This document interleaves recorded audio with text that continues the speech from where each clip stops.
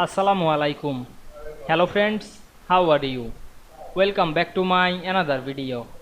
In this video, I am going to show you how to make subscript and superscript in Zoho Writer. Let's get started. At first, you have to open your Zoho Writer document, then write anything. Now I am write some formula.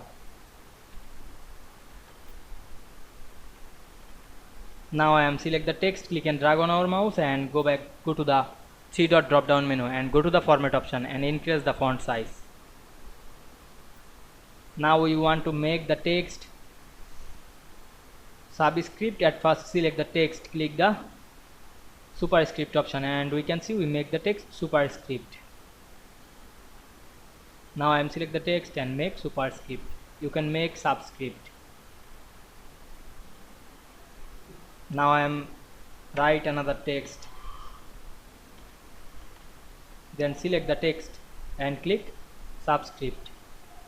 Now we can see we make text subscript and superscript in Zoho Writer very easily.